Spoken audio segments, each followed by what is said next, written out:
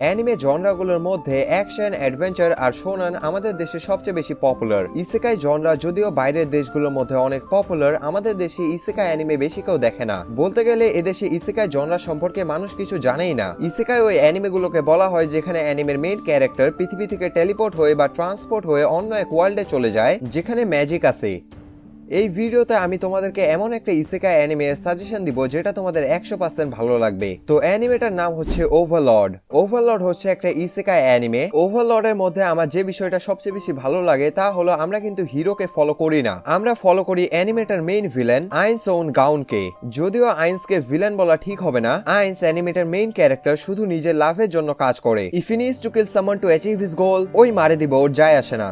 তো animator plot হচ্ছে 2126 সালে ইদ্রাসিল নামের একটা গেম বের হয়। এই গেমটা অল্প সময়ের মধ্যে অনেক বেশি পপুলার হয়ে যায়। আইন্স 41 জন প্লেয়ারের সাথে একটা গিল্ড তৈরি করে গেমটার মধ্যে, কিন্তু ওর সব বন্ধুরা ওদের পার্সোনাল লাইফ সমস্যাগুলোর জন্য ধীরে ধীরে গেমটা খেলা বন্ধ করে দেয়। গেমটা বের হওয়ার 12 বছর পর গেম ডেভেলপাররা গেমটা বন্ধ করার ঘোষণা দেয়। আইন্স সিদ্ধান্ত নেয় যে ওই গেমটা বন্ধ হওয়ার শেষ পর্যন্ত থাকবে, কিন্তু যখন গেমের শাটডাউন টাইম পার হয়ে যায় আইন্স আর লগ আউটের অপশন খুঁজে পায় না। যদিও প্রথমে আইন্স এই বিষয়টি নিয়ে ভয় পেয়ে যায়, পরে ও বুঝতে পারে যে ওই ওর গিল্ড, গেম আফতার আর গিল্ডের সব এনপিসি গুলোর সাথে অন্য এক ওয়ার্ল্ডে টেলিপোর্ট হয়ে গেছে।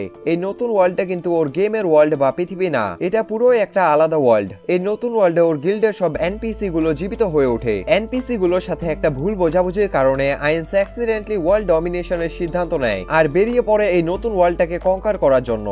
ওভারলর্ডের এই বিষয়টা কিন্তু মনে রাখবা যে আমরা কিন্তু হিরোকে ফলো করছি না, আমরা ফলো করছি অ্যানিমেটার মেইন ভিলেনকে। তাই কিন্তু ওর অনেক অ্যাকশন অনেককে ভালো নাও লাগতে পারে। আমি ওভারলর্ডকে 8 আউট অফ 10 রেটিং দিব। যদি অ্যানিমেটা না দেখে থাকো তাহলে ট্রাই করতে পারো, আর যদি ভিডিওটা ভালো লেগে থাকে তাহলে ভিডিওটাকে লাইক করে দিও আর চ্যানেলটাকে সাবস্ক্রাইব করে দিও এরকম আরো ভিডিও দেখার জন্য।